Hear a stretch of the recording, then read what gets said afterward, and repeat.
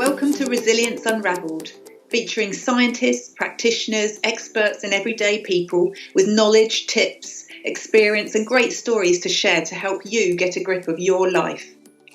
We'll give you insights into a range of subjects, including reducing your stress, improving your emotional intelligence, health and well-being, and controlling your negative thoughts. By doing this, you'll be able to improve your resilience, confidence, control, and perform better every day to live a more productive and purposeful life. For a free resilience ebook, listen through to the end for details. Here's your host, Dr. Russell Thackeray. So today I'm talking to Andrea Owen. Now, Andrea is someone who I've been really interested to talk to for a while. She's got a fantastic website. She's written two amazing books, one which I think is in production at the moment and one which is going to be really interesting to talk about. And she's got a site that's very focused on females and women and such like. So I feel quite privileged being able to talk to her today about her world and my world and how things hang together. And her site's called yourkickasslife.com. And good afternoon, Andrea. Hi, Russell. Good morning. Well, good morning for me. I'm super glad to be here. Now, you're sometime in the middle of the morning, and I'm sometime at the end of the afternoon. Where are you talking to me from today? I am on the East Coast of the States. I'm in North Carolina. Fantastic. I'm trying to picture that on my mental map of the US. We're if you look all along the East Coast of the States, we're like one of the middle states on the coast. Right. Oh, wow. So you're getting all that fantastic weather and snow dumps and snowballs and all that sort of stuff. Oh, it was terrible. So I was actually in New York on the first leg of my book tour when that cold snap hit. It was so bad over here that even Florida was cold. And for Florida to get cold, Florida is the state of palm trees and sunshine year round. They even dropped temperatures. And yeah, I was in New York. There was a blizzard. It was so cold. And then I went to Chicago right after that. No, so it's been cold over here. It's funny you just said that because at the time it was happening, I was in Florida and it dropped to the 40s at night in Florida, and they were having hysterics because that is like below zero for people in Canada. 40s for Floridians is. Yeah, that's unheard of. I mean, people were sort of dressing to their ankles and not to their knees. What can I say? Oh man, that's funny. Yeah, it was quite an upheaval of temperatures. Fantastic. Well, if you were to bump into someone at a party or someone who was looking at your site, what would you say you did, Andrea? How would you describe what you do? It's such a good question because personal development is sometimes so hard to explain to people. But I have narrowed it down to what I really do is I help, specifically, like you said, I help women who struggle in the areas of perfectionism and negative self-talk and comparison, and they struggle a lot with control as well. I help them gain better coping mechanisms in their lives, as well as step into things like courage and confidence, things that they are at a point in their life where they know that they want more of, they just don't know how to get there. Wow. Okay. So this is a huge area. So how did you decide to do what you're doing today? What's your sort of life story?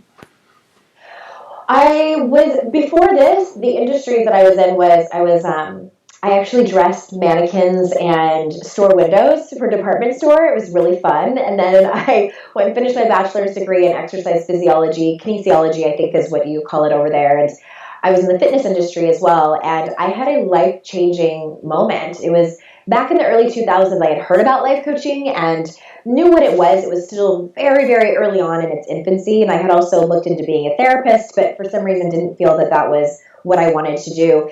And I thought to myself, and I actually said out loud to my husband at the time, it's sort of ironic now, but I said to him, this life coaching thing seems really neat and seems like something I could do, but I think that if you were going to be a life coach, you would probably need a little bit more life experience than I have.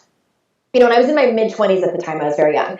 And funny enough, 2 years after that conversation I had with him, we were married at the time, and we were having conversations about trying to conceive our first child together. We had been together for almost 14 years at that point, a very long time. He had an affair with our neighbor and got her pregnant. And it was quite a dramatic. It was quite a dramatic and traumatic time in my life. We obviously split up. But truth be told, Russell, if he would have tried to work it out with me, I probably would have tried to work it out. I was not in a great place with my own confidence and not listening to my intuition, etc. And then right after that relationship ended, instead of trying to heal myself and spending some time alone, which would have been the healthy thing to do, I decided to start dating again and met someone who I thought was Mr. Right. And I was essentially conned. I was conned out of thousands of dollars. This person actually lied about having cancer to cover up his opioid addiction. And 9 months into that relationship was really my rock bottom of my life. And I start my second book, I start the introduction talking about that period of my life and how awful it really was. But it was such a wake-up call for me. And that's really, for the sake of sounding very cliche, it was when I was reborn and I had an opportunity to start to learn how to take care of myself emotionally and heal from many, many things. And that was 11 years ago. And, here I am now. So that's really interesting. So a lot of people who are interested in resilience, understand this idea that you need to get it wrong in order to learn to get it right. And in learning to get it right, you become stronger in your life. And if you don't get things wrong, you've not taken a risk, and therefore you never do the learning. So it's more healthy to get things wrong and then learn from it than it is to avoid it in the first place, isn't it?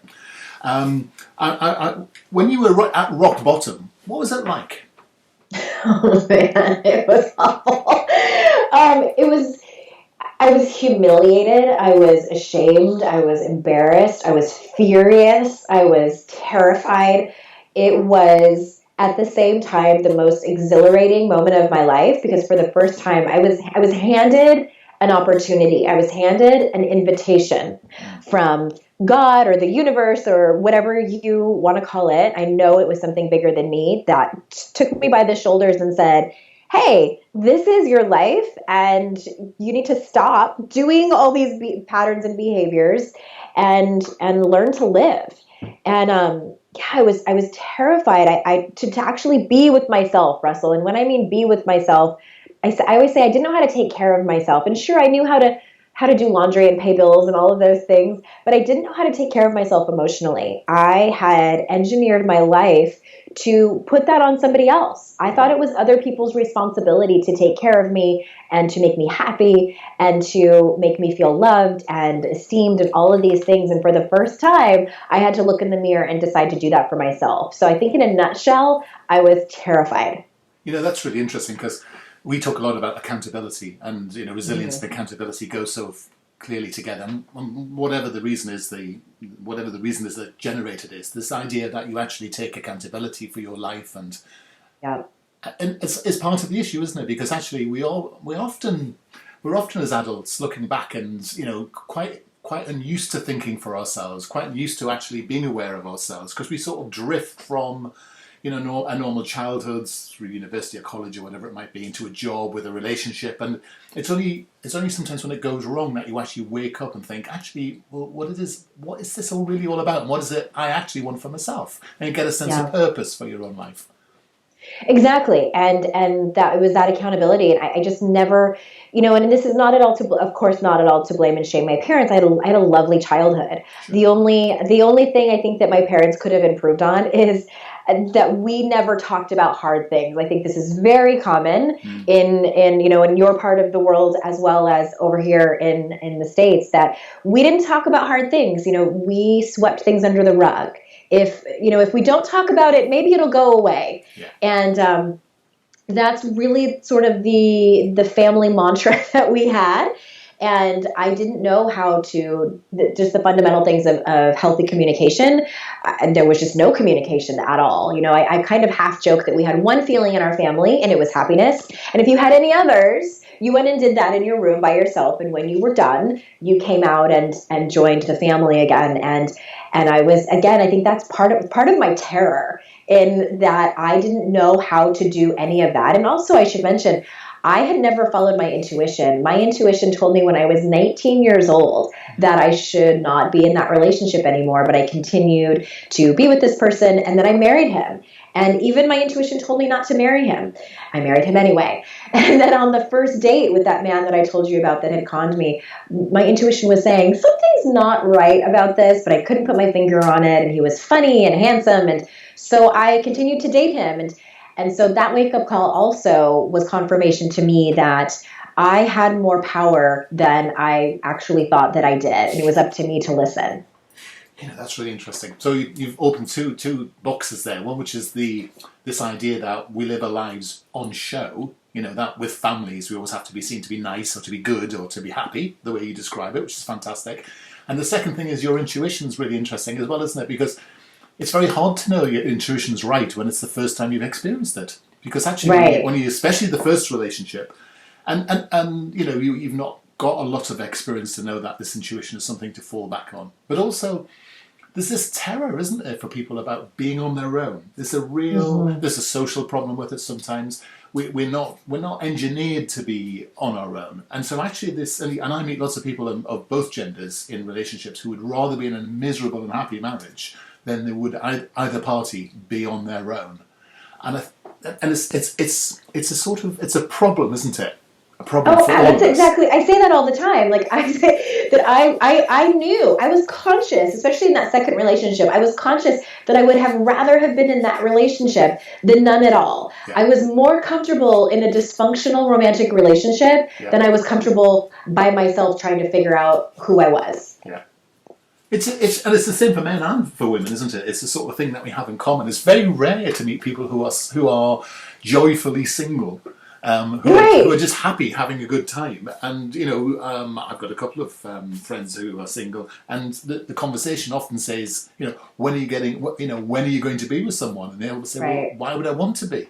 I'm really happy.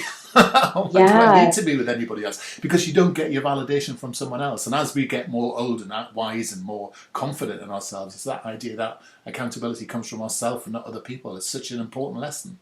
Oh gosh, and I remember there was this one particular episode on the show Sex and the City, and for people that know the characters, Carrie Bradshaw is one of the main characters, and she has this on again, off again relationship with this one particular man.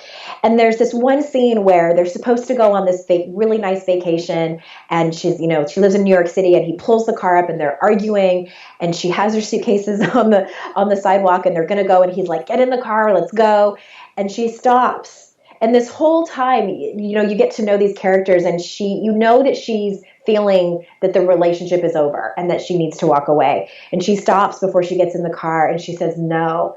And I remember watching that show, Russell, and thinking, how do you do that? Like, how do you get to that place where you stand up for yourself and you love yourself enough to say, no, I choose me. I choose me. And I will never forget watching the TV, just like looking like, okay, is this a thing? Like, do people actually make that choice? Because I want to get to that place where I love me enough that I listen to my gut. And it seemed like a fictional thing.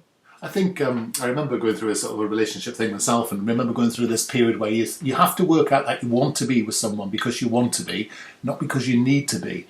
And it's a big life lesson, it's particularly in resilience, particularly in confidence and all sorts of things, and whether it's self-love or just mental toughness, whatever you want to call it, it's such a fundamental part of who we are, isn't it? To know that it's desire rather than, transferring the accountability for your life on someone else, which is so important. Oh, it was such a hard lesson. And there was all these tiny little invitations, watching that episode of Sex and the City and being really pushed out of my relationships by my romantic partners. Obviously those were bigger invitations, but it was sort of like chipping away at me slowly until I couldn't not listen anymore. So you did something which is fantastic. You've gone from there to having a book published. I mean, that's a journey and a half. So how did that come about then? And particularly go via the mannequins, because it's one of my favourite subjects. Anything to do with shopping, and I'm very happy. You carry on. I kind of missed that job. It was so fun. It really was fun. But no, let's see. So I had my rock bottom moment on the floor, and I was also pregnant at the time. So it was, and I now that child is 10. My son is 10, and I just decided that it was time. And so I really sort of put myself on the fast track to personal development and my own healing. And what that looked like was therapy and 12-step programs and lots of books and workshops and then also signing up for life coaching because I was very interested in it. I also didn't know that it would be my own work, when I was in training as well as learning how to facilitate the work and help other people. And then I actually got sober from alcohol in 2011. And I had a very, what they call high bottom. I wasn't, my rock bottom definitely was my relationships falling apart. And then I started slowly but surely drinking too much. And I knew where that road was headed for me because my father had gotten sober a couple decades before that when I was 18. And he was also what they call a high bottom, a high functioning alcoholic. And I just knew where that path would lead me if I kept drinking. So I got sober in 2011. And just a few months after that, I sat up in bed one morning, I'll never forget it. And I said to myself, I'm going to write a book because I had wanted to since I was a child. And I didn't know exactly what it was going to look like, if I was going to self-publish or traditionally, like all of those questions I didn't have answers for, but I just started writing it. And that book was published in 2013. And then I loved it so much, decided to do it again. My second book just came out January 2nd. Yeah. I make it sound so easy. Exactly. Let's just unpick that a moment because I think a lot of people have there's a sort of what's the phrase? Everyone says there's the sort of phrase that I can't remember who said it first. Everybody has a book inside of them, but the gestation is actually quite a difficult process, isn't it? It is tough writing a book. Gosh, that's very subjective because I identify as being a writer. I've written since I was a child, and I know that that's not everyone's medium. I know that some people, their creativity lies somewhere else. So for some people, I think writing the book is torture. For me, it was not. The promotion of the book and going on a book tour and being in front of everybody, that to me is the hard part because I think I became a writer and a podcaster so I could hide. Nice, good idea. Yeah, makes sense. Like I want to do my work, but I want all of you to stay way over there. Because still working out all those feelings and things like that. But it's been a huge lesson, and I've pushed myself out of my comfort zone and looked at my own kind of upper limit resistance that I have, and that has been that's been the hard part for me. But I know it's very subjective. So talk to me about the first book then, and then we'll get into the next one. So because the first one's obviously it's great. So tell me more about it. That one, 52 Ways to Live a Kick-Ass Life. Yeah. It was a blog post, actually. That's how it started. And it went viral in 2011 or 2010. And people loved it. It was just a list it was actually 49 ways at that time. It was just, sentences, bullet points of little life lesson nuggets. Mm-hmm. So I took that concept and turned it into a book. And each chapter was only 750 to 850 words. They're short, kind of punchy nuggets of wisdom. And it's everything from body image to self-talk to going after your dreams to figuring out what your values are, communication, the whole gamut. And that one was picked up I was blogging about the whole experience, about writing the book, and it's sort of a miracle. A publisher reached out to me to see if I had found a publisher yet. I didn't even have a literary agent at the time, so I quickly scrambled, got an agent, and the book was published. Wow, fantastic. Well, it's the right way around, isn't it? It's good to have the agents coming to you because that's a lot less work. It was kind of a miracle. I feel like I manifested it, though, because I did write it in my journal that I wanted that to happen, and it did. So, was as surprised as anybody.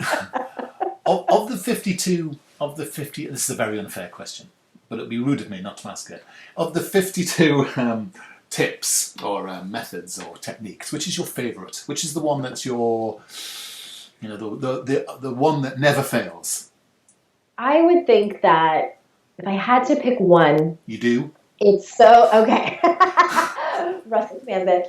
I would say it about your negative self-talk. I love it so much. I expanded on it in my second book. And it's really about I think there's so much advice in self-help that tells us just think positive thoughts, turn your thoughts around into affirmations. And I have found very little to no success in that. So what I teach people to do is, people have been talking to themselves the same way for decades and decades. So just learning how to recognize your negative self-talk before it takes over your day or your week, that's a huge win. So that's what I like to talk to people about the most. Interesting. And of the 52, I know this is a really unfair question, which is the one which is your least favourite? Is the one that you're most uncomfortable about? That's a great question. I probably can't think of one easily because I pushed it out of my mind. Yeah, true. Because it's my least favorite. I think that maybe when I wrote about finding your, gosh, and I might be like misquoting myself, but anytime, because I wrote that book back when I was still very much oozing with life coach training. So anytime I'm talking about, doing what you love, I don't think I say this at all in the book, but the whole concept of like, do what you love and you'll never work a day in your life. I just don't think that that's for everyone. Good. I think that having a hobby sometimes is amazing enough as it is. You don't have to turn your passions into your job. I think that's so true. I think there's, especially in the sort of self-development world, this idea that if you just do what you love, you'll be successful. But of course, sometimes when you do what you love, you end up doing it so much that you end up not loving it so much. And sometimes you're just not good enough, and you are good enough. You are good enough at something else. And I think it's interesting. One of the things that you talk about on your site is this idea of not being good enough. And that's a different thing from actually not having enough skill, isn't it? It's a very different idea, because one's about self-talk and one's about competence, as it were. But it is something in the self-help literature that we all just have to say, as long as you want to do something enough, that will get you there. And I think it's such an old-fashioned idea now. It's not true. So it's like, it's just like if you watch that show, what is it? So-and-so's Got Talent, Britain's Got Talent. All these shows are huge right now. So it's like you're telling me the people who don't make it, the people who get cut, they just didn't want it enough? Yeah. I don't think so. It's like we can have a whole conversation too about privilege and that, culturally it's a big topic right now. And I completely own that because I am a white, cisgendered, straight, able-bodied woman, that I do get things easier than someone who is not. And so I think that's I think it's a load of crap, to be honest with you. Saying, like, if you just want it bad enough, like, then you'll get it. Or you didn't get it because you didn't want it bad enough. And don't get me started on that. I feel strongly about it. But it's that idea of entitlement, isn't it? So why shouldn't you give it to me because I want it so much? So it's that, it's a very childhood sort of, well, if I want it, surely I must have it. Because that worked when we were 5, didn't it? Because you used to be able to have a tantrum and jump up and down and shout and scream, and that's the sort of the net result of people who are saying that. Well, I should have it. It's mine. How dare you? And again, it's just not being responsible for the fact that you're sometimes just not good enough. Sometimes it's a confidence issue, and sometimes it's just the way, I believe, just the way that the universe works. It's just the way the cookie crumbles, as they say. Yeah, and it's timing sometimes. Sometimes you're too early and too late, and I like the point you make, actually. Sometimes your passion can be the best hobby you ever have, and it's the reason you work sometimes in perhaps a less demanding or fulfilling job, because you're having a great life. Absolutely. Yeah, for sure. And I think it's something about the rise of internet business, isn't it? That actually we do take our hobbies and turn them into passions and things. And you meet a lot of people who are sort of doing cake baking sites, and they last about a year, and then they stop doing cake baking sites and now they're doing knitting. Now they're not doing knitting anymore. Now they seem to be working as a digital marketing consultant. Sorry, I shall do meowing next. But anyway, so you're a writer, you're a podcaster, and you've written another book. You've shamed me already, so you're because I'm very inspired by the second book, which looks amazing. Tell us about it. Oh, thank you. Well, it's called How to Stop Feeling Like Shit, 14 Habits That Are Holding You Back from Happiness. And it was born from just years of paying attention to my clients and the students they were signing up for my classes and having conversations with, as you pointed out, I work with women, and I don't think that I don't think that these habits are just for women. They're surely not. That is where my expertise lies. But it's really the behaviors, just to name a few of them. It's perfectionism and overachieving and people pleasing and control. These are the habits that we do because they work for us for a while. And these are also the habits and behaviors that we do because we think that they are protecting us from criticism and failure and shame and all of these things that we don't want and that we're trying to stay away from. But for my audience and myself included, we get to a point where they're just exhausting and they're not in alignment with the people that we want to be. And that's how the book was born. And that's so true, isn't it? Because and what's interesting about the things you pulled together there, that they're all troublesome on their own, but when they become combinations, so when you have a perfectionist, people-pleasing control freak, then you have someone who really is all over the place because they're completely living their life at the behest of someone else, but actually trying to control them at the same time. and this is how relationships go wild, don't they? Yeah, and I know these because I lived them for a long, long time, and like you said, many of them overlap. I say that many of them are siblings, and they're in the same family, and like you said, one leads to another, and it is at the end of the day, it is just absolutely exhausting.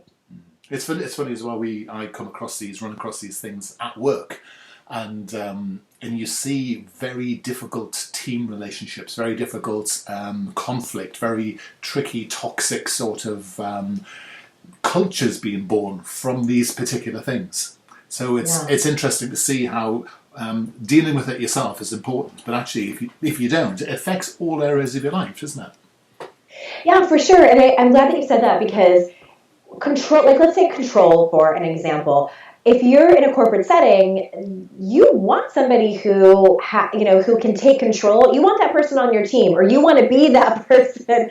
People who struggle with control are typically very efficient. They're very productive. They're very competent.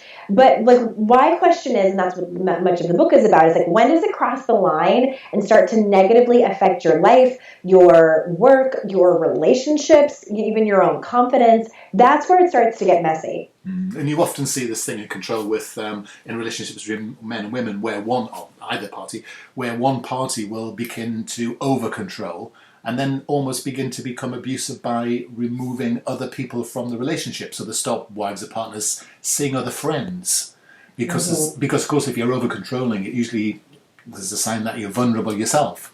And so you can move very quickly from being over controlling to being highly abusive in relationships, can't you? Yes, I think that is, oh gosh, we could have a whole separate conversation all about that and how much all of these habits really can come out in relationships. I think just romantic relationships in general, it's like you want to get to know your triggers and the things that you need to work on. Get into a romantic relationship and you will see them in 5 minutes or less. Oh, yeah. Or even better, somebody else's. Exactly. Oh, yeah. and it's interesting, isn't it? Because if you're a person that has a need to control, rather than seeing it as a toolkit or a set of competencies, the problem is when you parent as well, I guess that affects your mindset and the way that you bring a child up.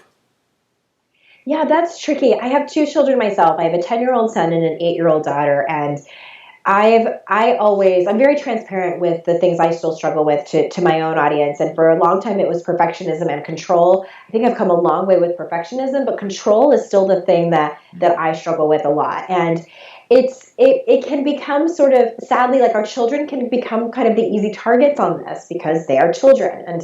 And I was telling a story on my podcast, or I was being interviewed, and I told a story about my daughter she's in 2nd grade, she had a penguin project where she had to pick a type of penguin, and do a project on it. And I had worked with her a tiny bit on it, and she had picked, it was called a fairy penguin. I thought it was very cute. I hadn't ever heard of it before. Yeah, and I was like, oh, this is a good one. And then my husband took over the project, and then I saw that they had done all this research on the emperor penguin. Oh. And I had a choice. You know where this is going, right? I do. I could have either talked to him about it and said, why did you do this? We had picked out the fairy penguin, and I wanted it my way. And what I told myself is, Andrea, it's a 2nd grade project. It's penguins. it doesn't really matter. And that's a question I often ask myself when it comes to control or even other behaviors is this that big of a deal? Like, is it really, it's all about picking your battles.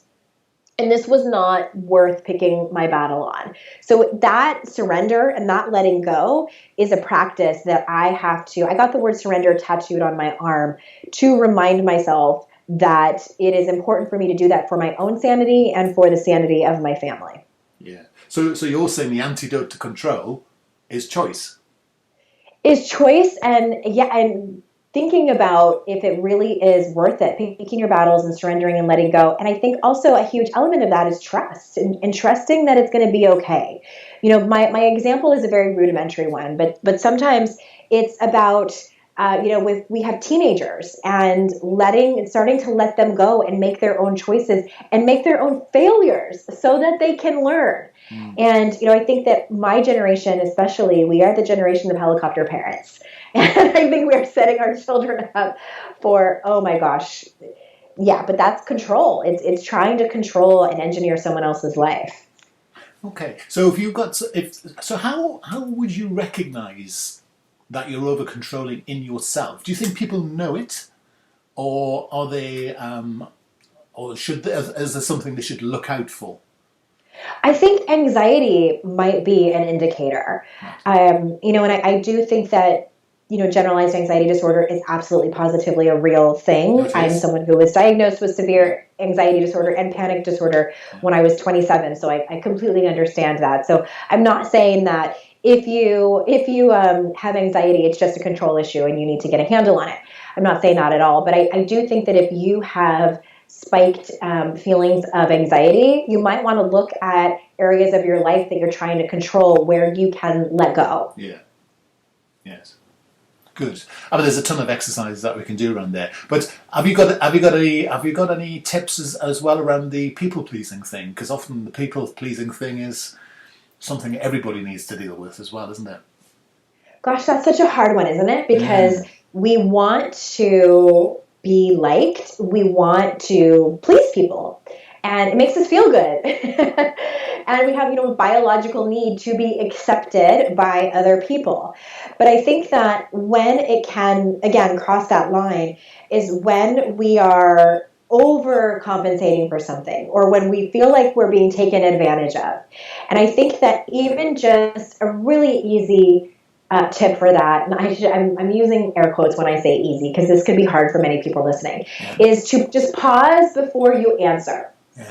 And see how it feels. And if you want to say no, but you are terrified to do so, if it's your boss or your partner or a neighbor or your mother-in-law or someone that you always say yes to, you can buy time. You can pause and feel that terror of wanting to say no, but pause and say, when do you need to know by? Or I'm going to have to look at my schedule and get back to you. Or I need to talk this over with somebody else. I'll get back to you tomorrow. Just buy yourself some time so you can figure out exactly how it is that you want to say no, or do whatever you need to do instead of automatically saying yes. So that's interesting, isn't it? And I'm guessing this is the way you've bound the two books together, because actually that ability to have constructive self-talk is the way that you get rid of the negative self-talk, but also begin to control the thing around control and people-pleasing and such like that. I'm guessing that's the sort of secret, isn't it?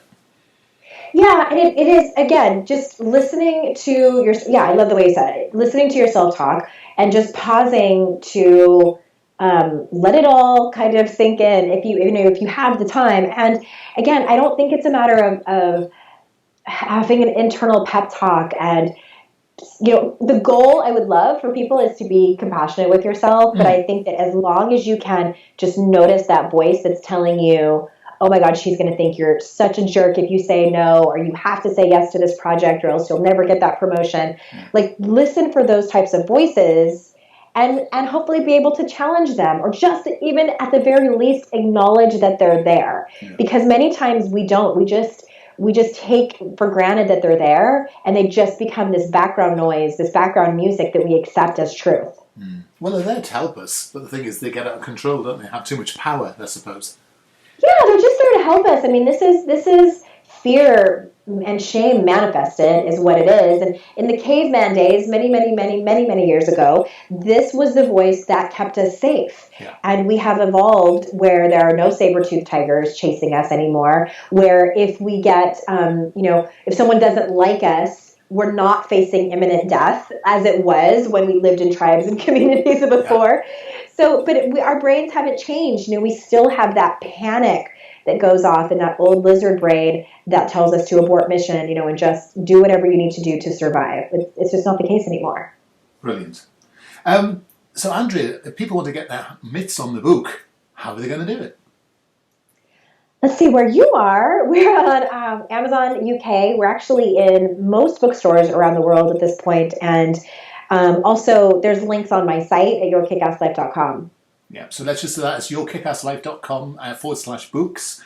And tell us the title again. The newest one is How to Stop Feeling Like Shit, 14 Habits That Are Holding You Back from Happiness. See, I prefer hearing you say that. It sounds better when you say it than when I do. Thank you. And I'm really intrigued. Can I ask you a very stupid question here? You've got 14 habits in this book and you had 52 ways in the other one. Is there some have those numbers got any sort of significance for you? No, it's funny. The first book was, again, born from that blog post, but the second book, to be totally honest with you, the original title was How to Stop Feeling Like Shit, a guidebook for women. Right. And the publisher, when you sell your soul to traditional publishing, I'm joking. When you sign on the contract, you have to be flexible creatively. And they wanted a different subtitle. And so we went back and forth for a long time. And that's what we settled on. And it was their suggestion to do 14 habits. So the 14 habits were already written, but it was their suggestion to actually put it in the subtitle. Brilliant. Well, I'm looking forward to pre-ordering my copy. And I'm looking forward to reading it. I think it'll be absolutely fascinating. And I think you've got a really interesting way of being able to bring across this subject. So it's fascinating. Thanks so much for your time today, Andrea. I've really enjoyed our time together. It's been great. Yeah, thank you. And I think, I'm going to say this, I'm going to be contentious here. I think men can learn from this as well. How about that? Absolutely, I agree. So thanks ever so much. I hope people flock to buy the book and have a look at your site as well, because I think it's got a ton of really interesting podcasts in particular. And thanks so much for spending time with us today, and all the very best for the future. And you take care. Thank you. Thanks, everyone. We hope you found today's podcast useful. If you did, why not subscribe and listen to our other podcasts? We would love it if you could leave us a review. To access our resilience coaching, contact us at info@qedod.com. And finally, if you'd like to download our free resilience ebook, go to qedod.com/free ebook. Thanks for listening.